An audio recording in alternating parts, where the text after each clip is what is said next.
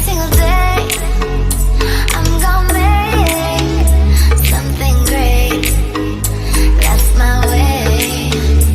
Every single day I'm gonna make something. Hey guys, welcome back to my channel. I remain yours, Oyenike, popularly known as Nikki Gold. In today's video, I'm going to be talking about a very disturbing topic called domestic violence. Why victims in such marriage don't leave. Now, if you're interested, I bet you definitely want to keep on watching. It's going to be in two parts. In the second part, I'm going to be talking to a friend who is a domestic violence survivor. She'll be sharing her experience with us and why she broke the silence. And I really hope that someone going through the same experience listen to this and watch this video and also have the courage to live as well. Don't forget to hit the subscribe button. Oh yeah, just hit on that bell, you know. Let it remind you every time I'm here that Nikki Good has posted another video. Please share my video, likes. I keep seeing different disturbing news on social media these days, and it makes me wonder if marriage is by force. My sister, is marriage by force? Because I'm not understanding this thing anymore. Transaction has already resulted in premium tears. Why do you have to wait for it to result in death? Before we continue, I'd like us to define these two words, domestic violence. Let's separate them and I'll define them, taking one after the other. Domestic is defined as something related to the home or family. You know, example is family relations. While violence, on the other hand, is a behavior involving physical force intended to hurt, damage, kill someone or something. Now, if we combine both words together, we can say that a violent or aggressive behavior within the home. Cambridge English Dictionary defines domestic violence as a situation in which someone you live with attacks you and tries to hurt you. Wow. This means that it happens in intimate relations. About this definition, and I'm still yet to wrap my head around the fact that I was on my own JJ. You followed me about telling me you love me, you know, so many sweet nonsense, you know, promising me heaven and earth, that the future you see is with me, and then you make a very good impression, knelt on one knee and proposed marriage to me, and here I am thinking, oh, it's so sweet, oh, you know, like I'm the luckiest girl in this world. Accepted your proposal, we got married, and then the story changed to the return of the tiger. And I became your punching bag, you know. My brother, did that love that you were feeling, did it fly away? Please, I want to know something. Reading about this topic on Google, and I read somewhere where they say that there are 3 phases to this thing called domestic violence. The first phase is the calm phase. I'm sure the scenario here will probably be that he gave you a dirty slap and he shook you, or he shook you, or shook you. Anyone, pick one. So, my sister, he shook you. You then sat down, create excuse for him, probably blaming yourself that you did something wrong to warrant that slap, you know. He comes back home with stupid flowers, knelt on one knee, telling you, baby, I'm sorry. I don't know what came over me. I will never do it again. And you people, fiam, you seal it with a kiss. End of story. The second one is the tension phase. Now you understand that the man you married is an animal. you're now scared of making mistakes that will warrant him eating you. You start walking on eggshell, in your own home, worrying that something is about to happen.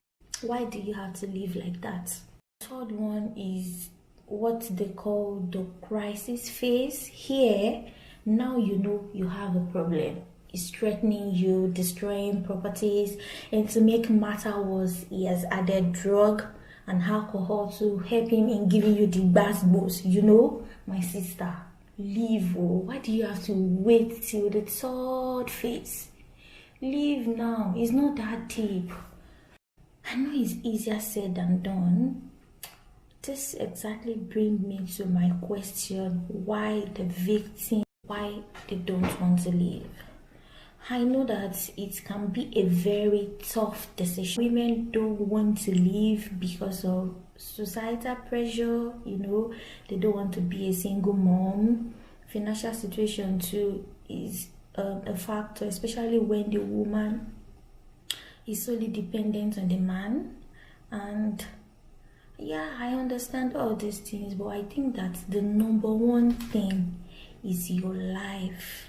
Please put your life first. When there is life, there is hope. Who says that your story has ended there? Your story has not ended, my sister. You can still make something good out of your life. I have here that 25% of women and 5% of men have experienced emotional abuse from a current or previous cohabiting partner.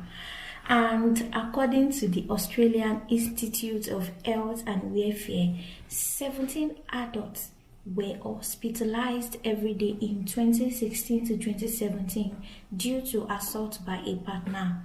And one woman is killed every 9 days, and one man is killed every 29 days by a partner. In Nigeria, the statistics says that there is no sign of domestic violence lessening in Nigeria, especially in Southwest alone.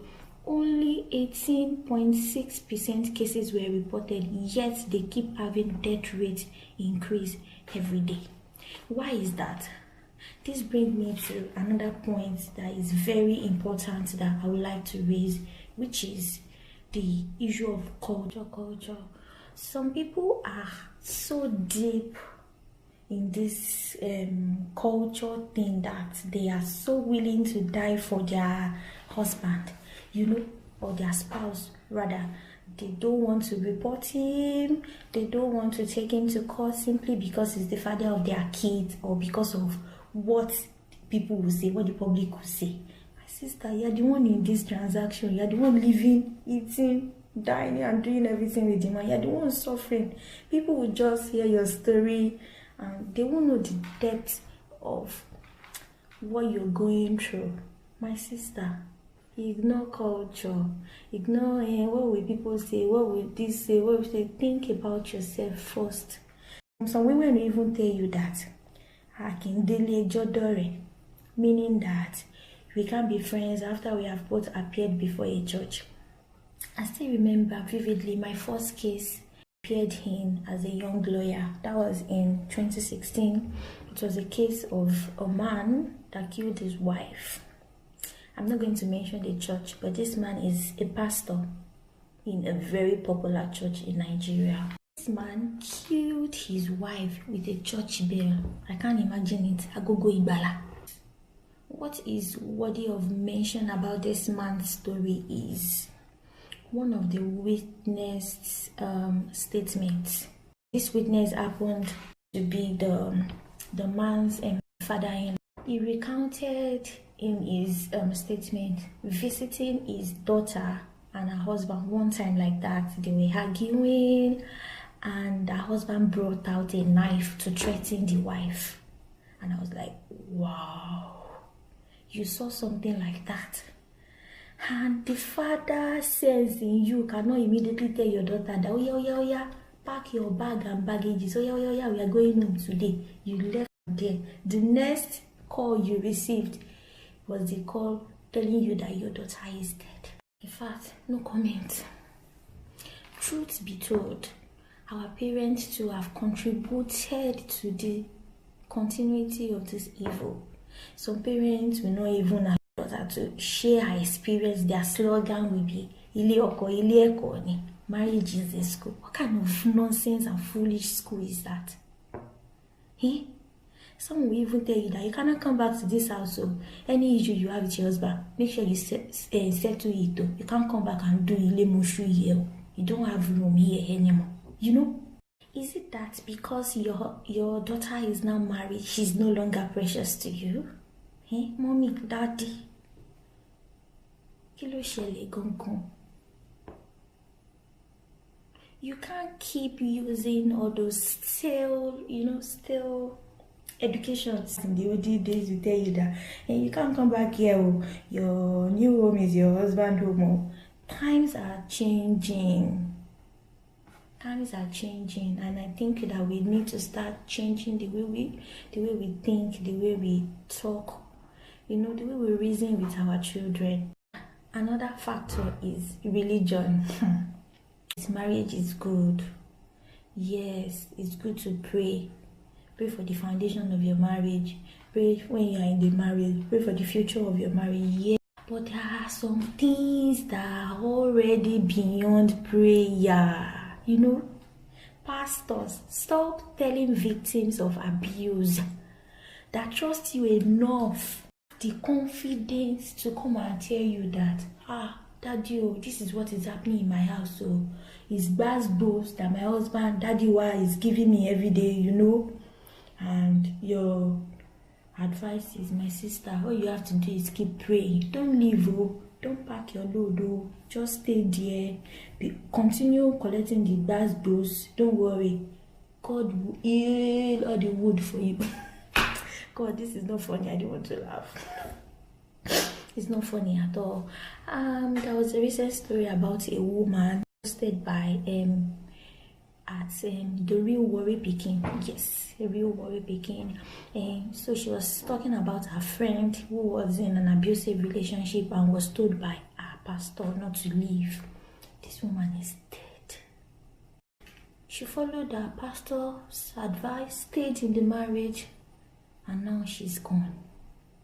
She's gone. This abuse is not hurting you alone. It's hurting your family. It's hurting your children. It's giving them traumatic experience you don't know. Your friends are angry. Please leave right now. Don't let it end in death. Let's break the silence and help others victims. Just as Omoni Oboli said in one of her posts on Instagram, she said, please live to live. Yeah. L-I-V-E. When you live, you will live. Even if any reconciliation is going to happen afterwards, at least live first. If your parents don't want you to come back home, look for a trusted friend that you can stay with in the meantime. And if you can't find any, look for a woman's shelter to stay. Save yourself first. So many similar stories, numerous stories on social media. There was one that broke, was it not, a week or 2 weeks, of a pastor that killed his wife. Why do we have to stay for it to result in murder? I'm sure if the man doesn't kill you, one day you get frustrated and kill the man. You might not intend for it to happen that way, but in the process of defending yourself, it might happen. Because that makes you a murderer. So my sister, I think you should just save yourself the stress. It happens everywhere in the world. Nigeria, Australia, America, Canada. It happens everywhere, and it can happen to anyone. So don't feel that you are the only one in this situation. My sister, you are not alone. There are so many other people who are going through this same thing that you are going through. Those stories that I recounted earlier, I'm going to leave like a link below.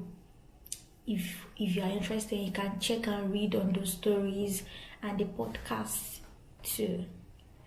Thank you so much for watching my video. Please don't forget to like, subscribe, share, share with your family, share with your friends, especially this topic. I think that it is an important one that everybody out there needs to listen to it. It's not necessarily for married women only. It's also for single ladies planning to get married soon. See you next time in my video. Bye guys.